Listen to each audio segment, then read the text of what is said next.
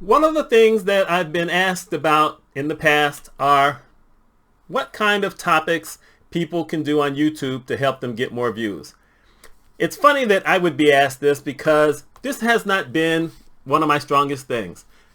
I thank all of the new subscribers. I'm at 704 subscribers now, but I've been on YouTube a good long while, so I could say that's kind of pathetic, but I've had some videos that have gone viral. I've had some that have, done pretty well for me, and some of those have had to do with ranking movies. So, for instance, I did a ranking of Star Wars movies, and it got 45 views, so that worked out well. I did a ranking of Star Trek movies, and that did really well. Matter of fact, that one got the most comments. And then I did a ranking after Endgame of all the Marvel movies, that were there to that point.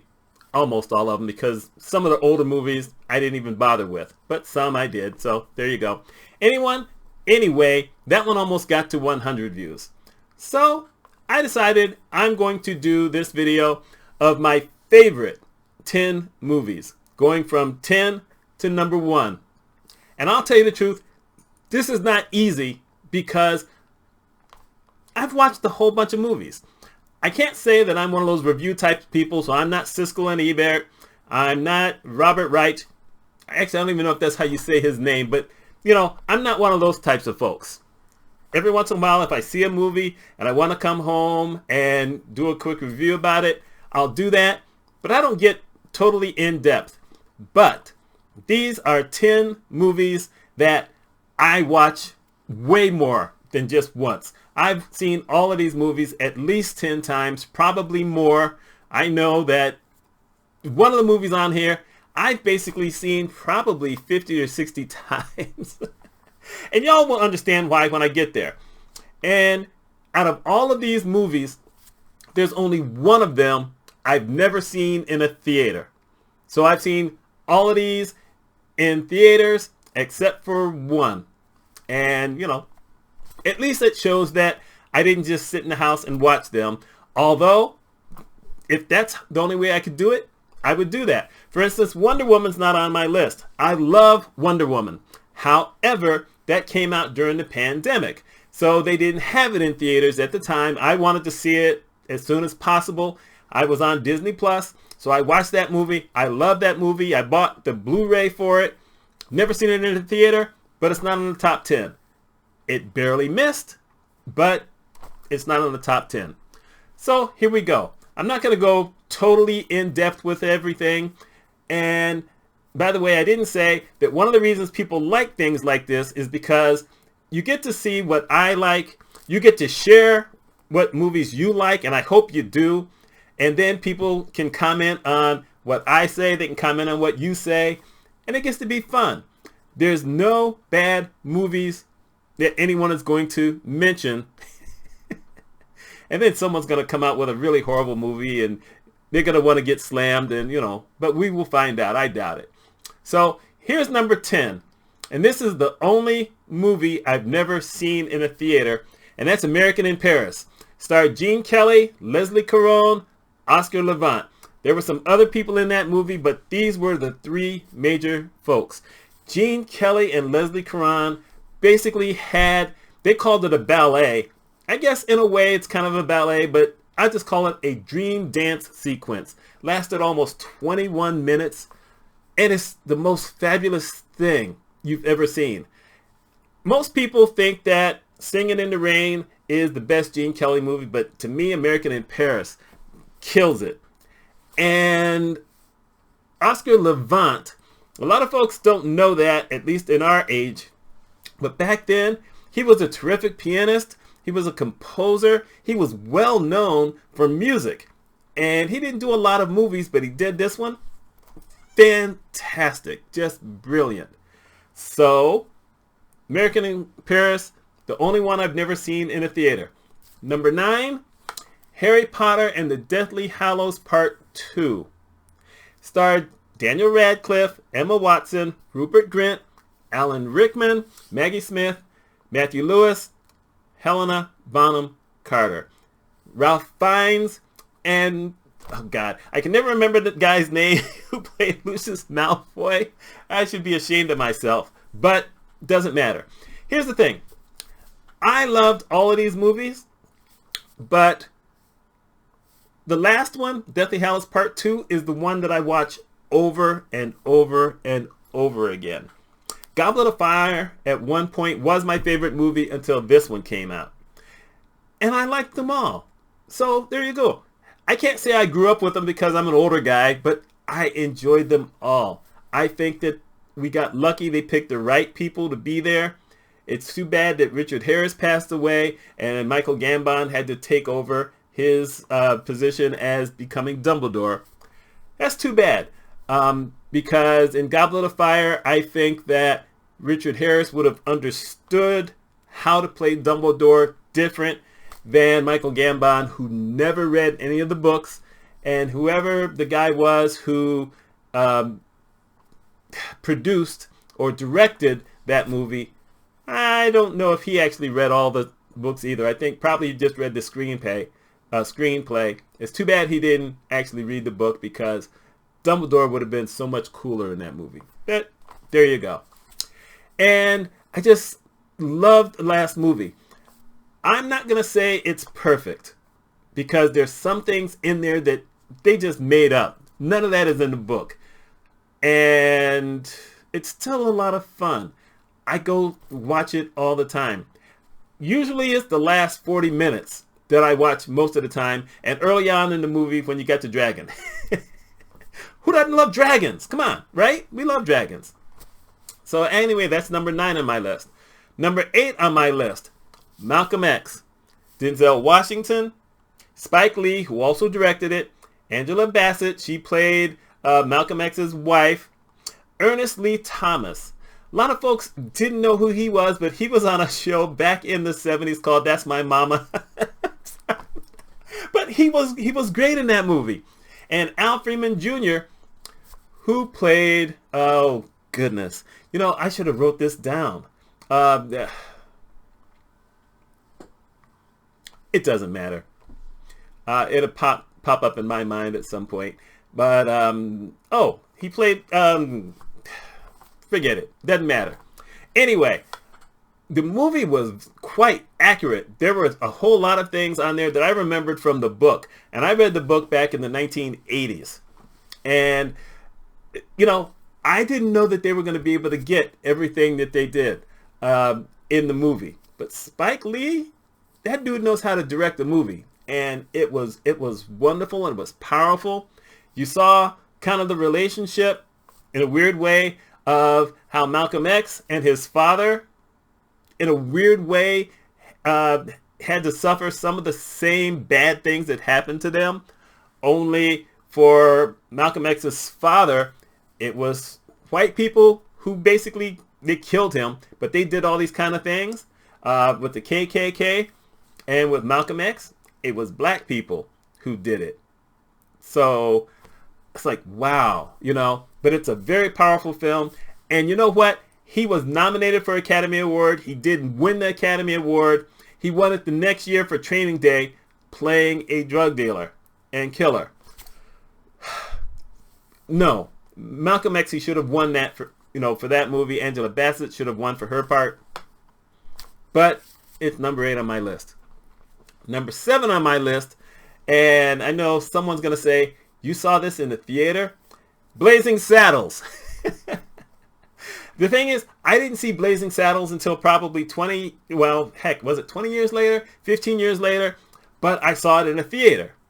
And then later on, when you could buy movies, because for you young folks, we couldn't always buy movies. It took a while to get them. I was able to get it first on a VHS tape, and then I got it on DVD. It starred Cleavon Little, Gene Wilder, Harvey Korman, Madeline Kahn, Mel Brooks, who also directed the movie, Slim Pickens, and Alex Karras as Mongo. This is one of the funniest movies I've ever seen. And you know what? In today's vernacular, they went there. They went there with the race and the racism, but it was all humor.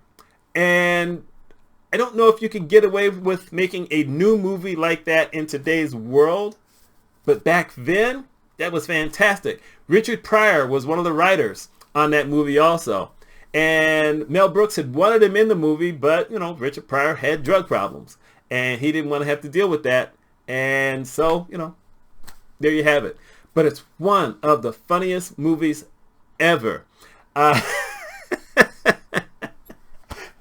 One of my favorite lines, just because I have to say it, is that they were trying to figure out a way, two of the characters were trying to figure out a way to get the KKK guys, who of course weren't really around back in the time period this movie is set in. And so Cleavon Little's character, along with Gene Wilder's character, they go behind a rock. And then Gene Wilder comes out, says, "Oh, boys," with this voice. And they look around and said, "Look what I got here." Cleavon Little, he kind of grabs him from behind him. And Cleavon Little comes out. He says, "Where are the white women at?" It's one of my favorite lines in the movie. But there's tons of favorite lines in the movie. Like I said, in today's world, I don't think you could put that out in a theater. I don't think anyone would try it.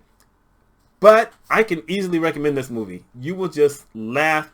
Maybe you won't if you're 30 years old or something like that. But anyone older than 30, if at least probably in the 40s or whatever, you're going to have some kind of recollection of something in this movie that you've heard somewhere. And you're going to say, is that where that came from? You've heard the name Mongo because, that's just a great name. And it's just funny. If I ever need a real laugh, that's one of the movies I put in. Number 5, Captain America, Winter Soldier. What was that word I said? I don't have a clue. Anyway, Chris Evans, Scarlett Johansson, Anthony Mackie, Sebastian Lee, and Robert Redford. I had never seen Robert Redford play a bad guy before, but he played a real good bad guy in this movie. I was stunned. And the thing is that the first time I had seen Captain America was in the movie Avengers. I hadn't seen the first Captain America, the First Avenger. I had never seen that movie. Then I saw this movie. I said, wow, this is a fantastic movie. At one point, this was my number 1 Marvel movie until another movie I'm going to mention later on came out. But this was almost the perfect movie. The pacing was good. The characters were good. Samuel L. Jackson was in it. I think I forgot to mention him, but he was also in it.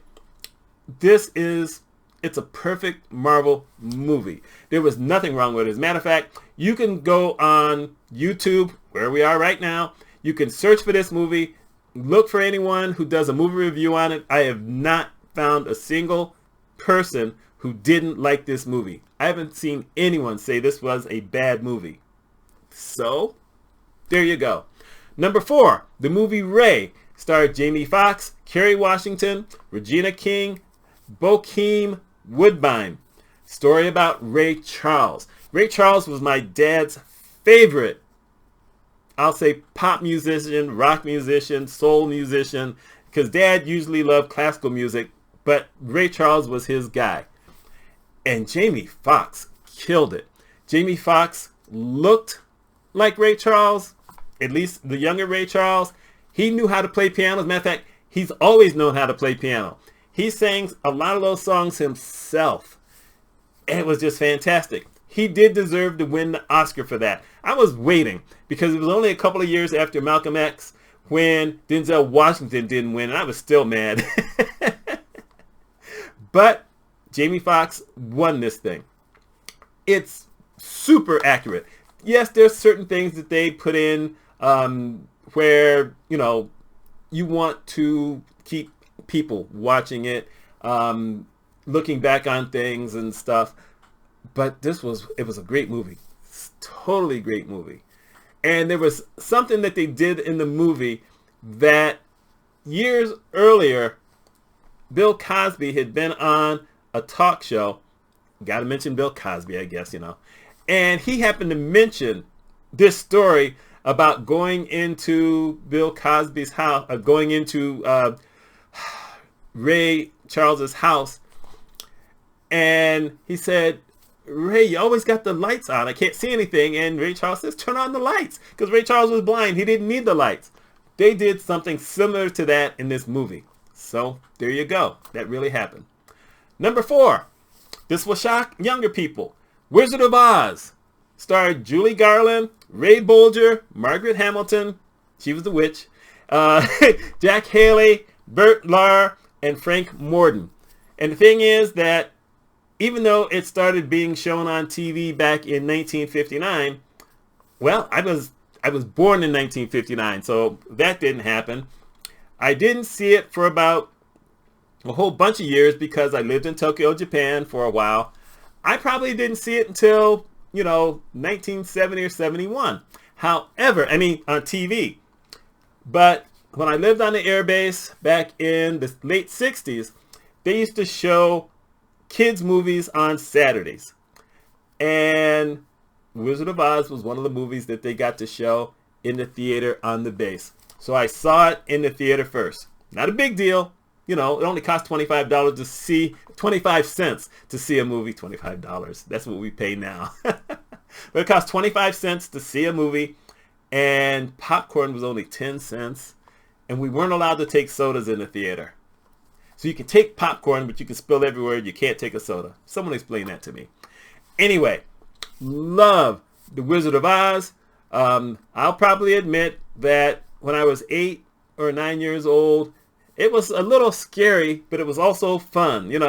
I have time periods even now where if I'm trying to think of something, if I'm walking around the house and I'm just trying to think of something,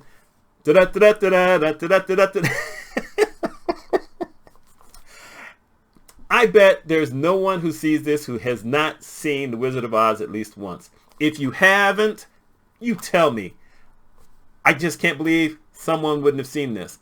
But it's a wonderful movie. I'm glad that I bought it. I watch it often. It just makes you feel good. And it's terrible to find out all the bad stuff that those people did to Julie Garland when she was a kid. It's just horrible, horrible stuff. We lost her way too soon. She had too much talent to have, passed away at her age. I'm glad they can't do that to kids anymore. At least not that bad, because there's still some kids who are in movies or on TV who have not been treated well. So, anyway, number 3 is the second Marvel movie, Avengers Infinity War. Some people might have thought Endgame, but Infinity War. Because for Infinity War, we had no clue what was going to happen. In Endgame, we knew what was going to happen. We didn't know how they were going to do it, but we had a feeling we knew what was going to happen. But in Infinity War, we had no clue.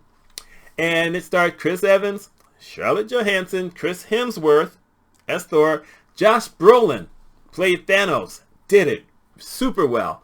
Robert Downey Jr., Tom Holland, Chadwick Boseman, Benedict Cumberbatch, Anthony Mackie, Sebastian Lee, Chris Pratt, Zoe Saldana, and Peter Dinklage. This movie I've mentioned the most people out of all of the others because it was a long movie. And everyone I mentioned played an important part in the movie. And some of them were in it in multiple parts. And it was fantastic.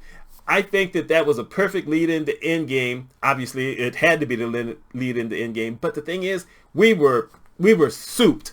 We were just juiced. We couldn't wait. If they had shown it 2 weeks later, we probably would have broken all kind of box office records, which they kind of got close to doing at the time. But it was a lot of fun. Totally enjoyed it. Matter of fact, I went to the theater to see it 2 more times before I bought the Blu-ray. That's how much I enjoyed it. Because the Blu-ray didn't come out for like 3 months. I didn't want to wait, so I wanted to see it a couple more times. That was wonderful. Here's number 2. And I would bet no one has this on their list, but it's a pretty highly ranked movie, which is the The Natural. Lord. Hold on.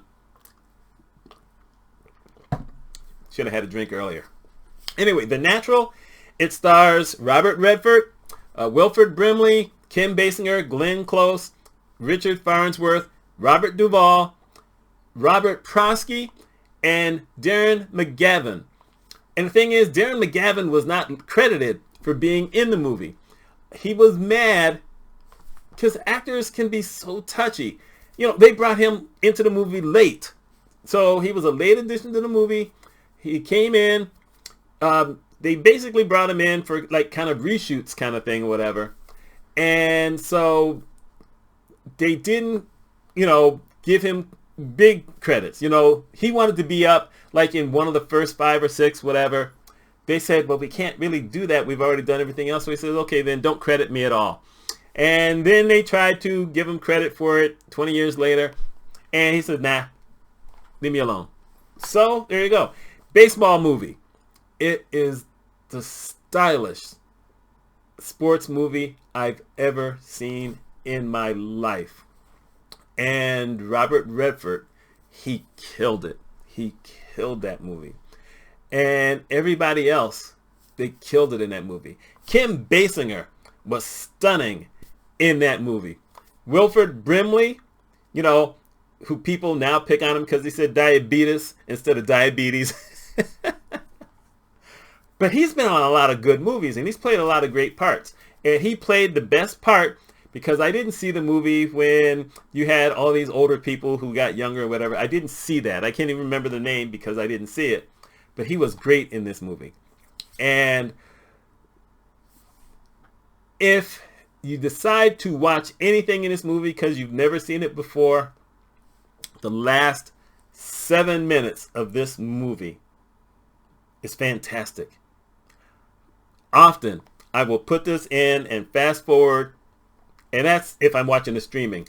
If I'm watching it on the DVD, then I just jump it all the way back to get to that part there.